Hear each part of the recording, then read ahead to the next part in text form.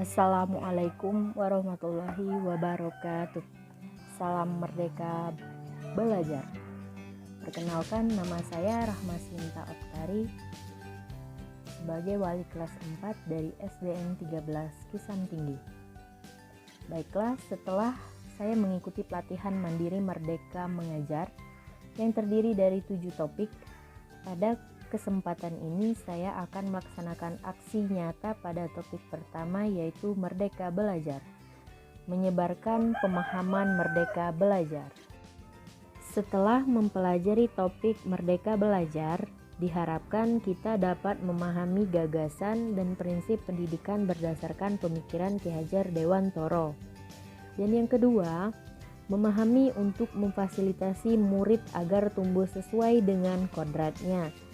Dan yang ketiga, penerapan pembelajaran yang memerdekakan murid. Bapak Ibu guru hebat, di dalam topik Merdeka Belajar terdapat 5 poin modul, yaitu modul yang pertama, mengenali dan memahami diri sebagai pendidik. Modul yang kedua, yaitu mendidik dan mengajar. Modul yang ketiga, yaitu mendampingi murid dengan utuh dan menyeluruh. Modul yang keempat, yaitu mendidik dan melatih kecerdasan budi pekerti.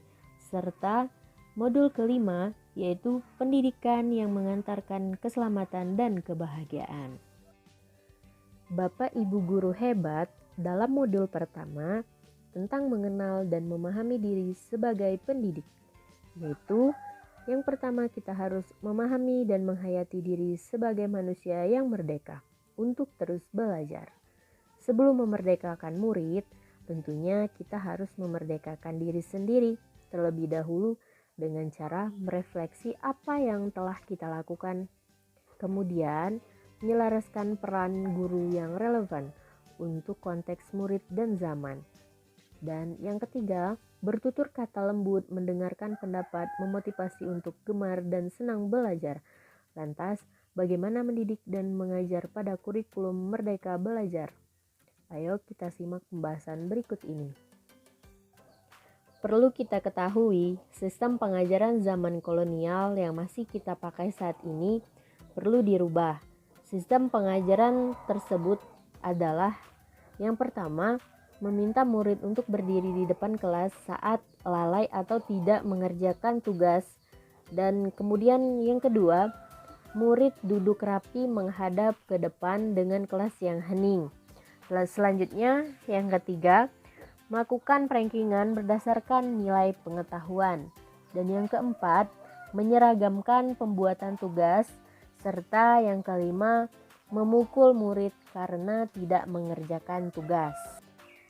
Selanjutnya yaitu modul ketiga tentang mendampingi murid dengan utuh dan menyeluruh.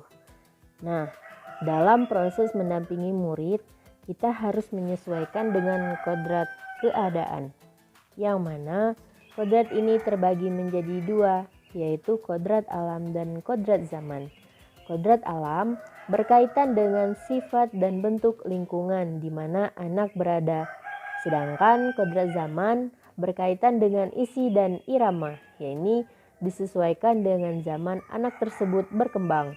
Dalam hal ini, tidak ada individu yang sama dan zaman selalu bergerak dinamis.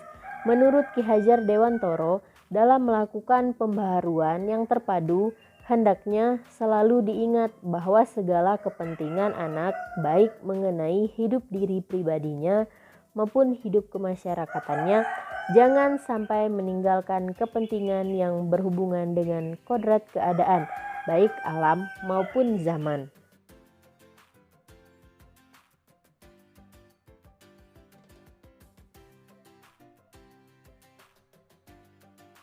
Dalam mendampingi murid, guru juga harus menerapkan asas trikon, yaitu kontinu, konvergen, dan konsentris. Asas trikon dianggap menjadi jawaban yang tepat untuk menuju pembelajaran yang berpihak pada murid. Kontinu yaitu pengembangan yang secara berkesinambungan dilakukan terus-menerus dengan perencanaan yang baik. Konvergen berarti pengembangan yang dilakukan dapat diambil dari berbagai sumber di luar, bahkan dari praktik pendidikan di luar negeri. dan konsentris, artinya pengembangan pendidikan yang dilakukan harus tetap berdasarkan kepribadian kita sendiri. Dalam implementasi kurikulum Merdeka Belajar, guru hendaknya mendidik dan melatih kecerdasan budi pekerti dengan cara yang pertama, melatih keberanian berpendapat atau olah akal. Yang kedua, mengasah perasaan dan perilaku atau olah akal.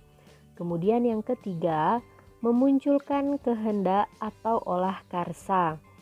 Dan pendidikan dapat mempengaruhi bagian intelligible dan bagian biologis muridnya. Selanjutnya yaitu modul kelima tentang pendidikan yang mengantarkan keselamatan dan kebahagiaan. Yang pertama, pendidikan hanyalah sebagai tuntutan. Sudah bukan zamannya lagi guru mendikte murid, melainkan guru menjadi fasilitator atas kodrat alam dan kodrat zaman murid tersebut. Selanjutnya, yaitu setiap murid memiliki kodrat kekuatan atau potensi-potensi yang berbeda, yaitu disesuaikan dengan kodrat alamnya dan kodrat zamannya.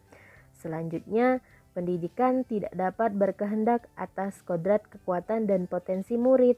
Kemudian, menerapkan sistem Among dan semboyan Ki Hajar Dewantara, yaitu ing ngarsa sung tulada, ing madya mangun karsa. Tutuwuri Handayani. Selanjutnya, menerapkan pembelajaran proyek serta digitalisasi pembelajaran. Terdapat trisentra pendidikan, diantaranya keluarga, karena keluarga merupakan pendidikan pertama untuk seorang anak.